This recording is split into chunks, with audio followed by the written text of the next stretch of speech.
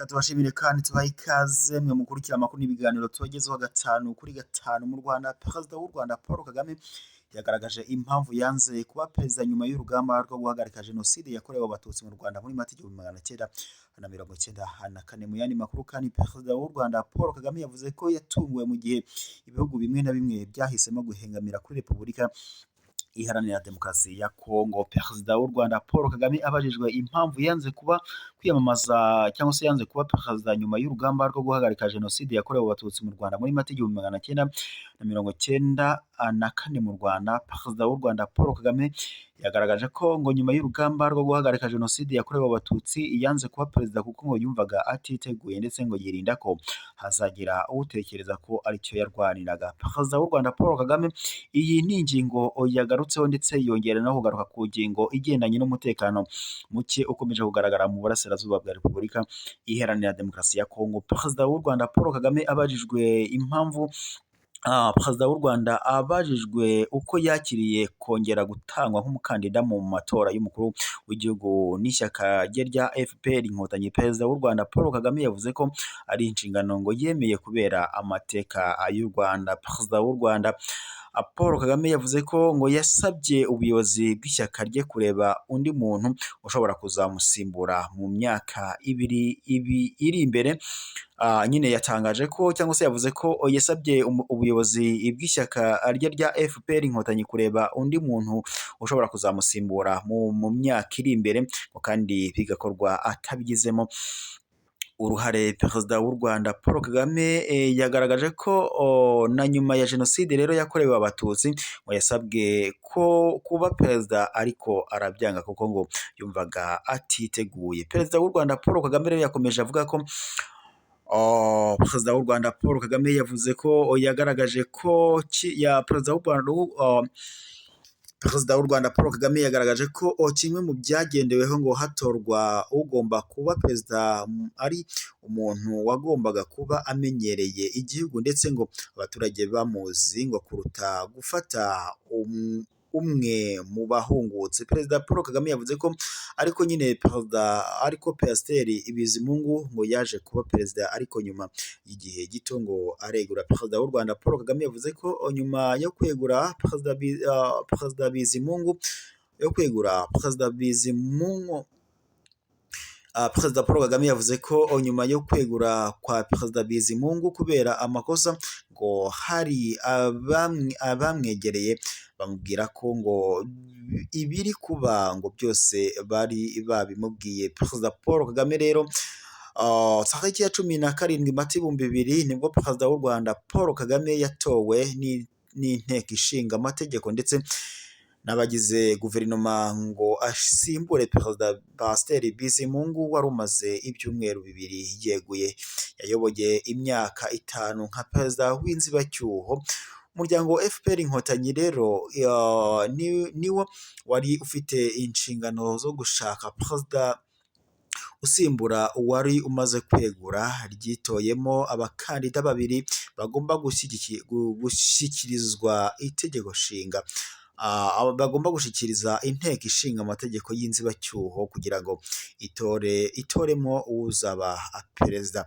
Nk'uko biro byakomeje kugenda bitangazwa, manda ye ya mbere Perezida w'u Rwanda Paul Kagame yayitorewe mu mwaka w'ibihumbi 2003 n'amajwi 93%. Iyi ya kabiri kandi yari iyo mu mwaka w'ibihumbi 2010 ubwo nabwo yatorwaga agize amajwi 93%. Itegeko nshinga ryari ririho icyo gihe rero ryagenaga ko umukuru w'igihugu atagomba kurenza manda 2 gusa ku busabe bw'abaturage barenga 5 miliyoni. Inteko ishinga amategeko yavuguruye itegeko nshinga yemererwa kongera kwiyamamariza kuba perezida mu mwaka wa 2017.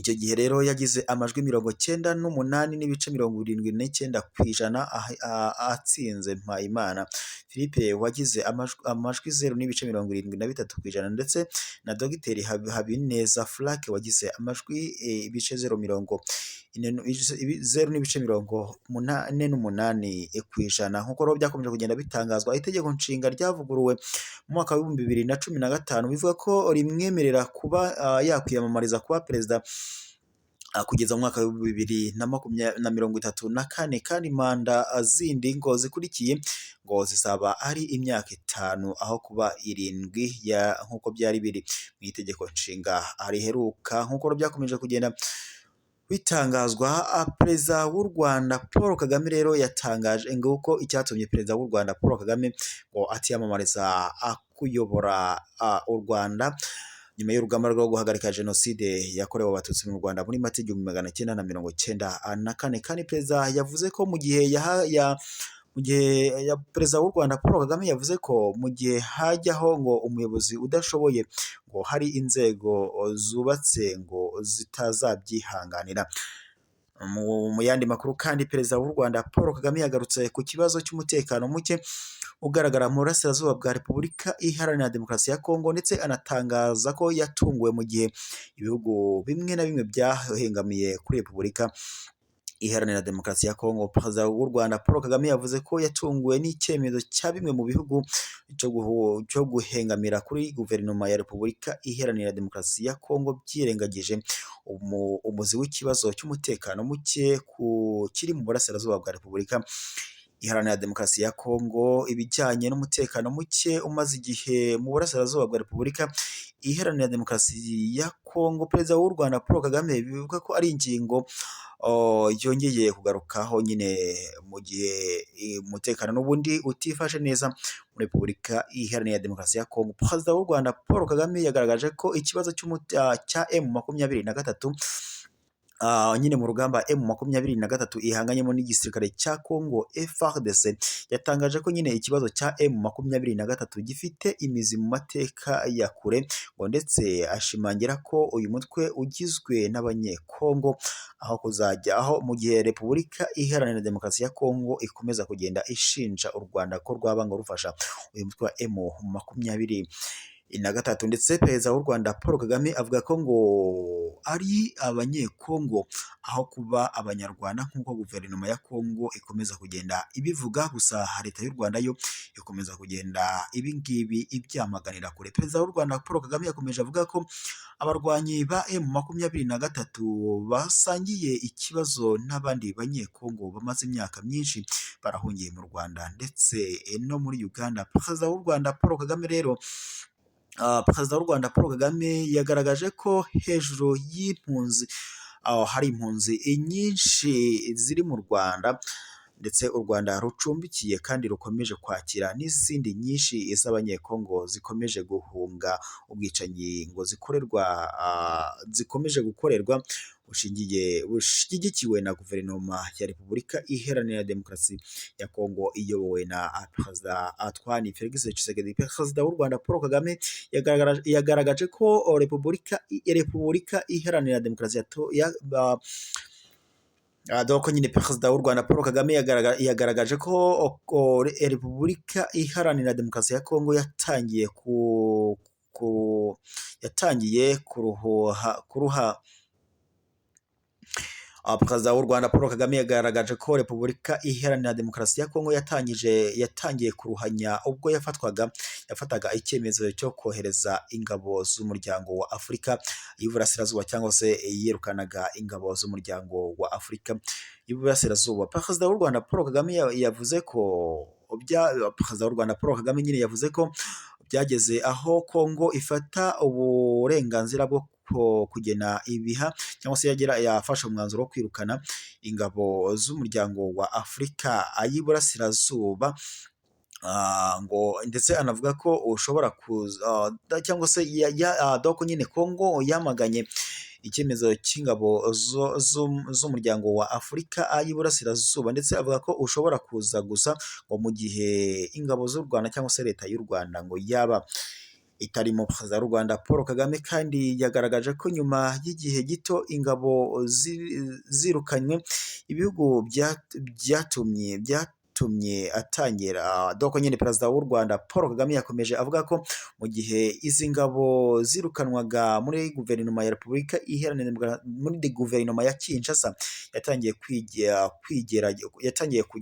kwiyegereza bimwe mu bihugu byo muri Sadc kugira ngo bijye nyine doko bijyane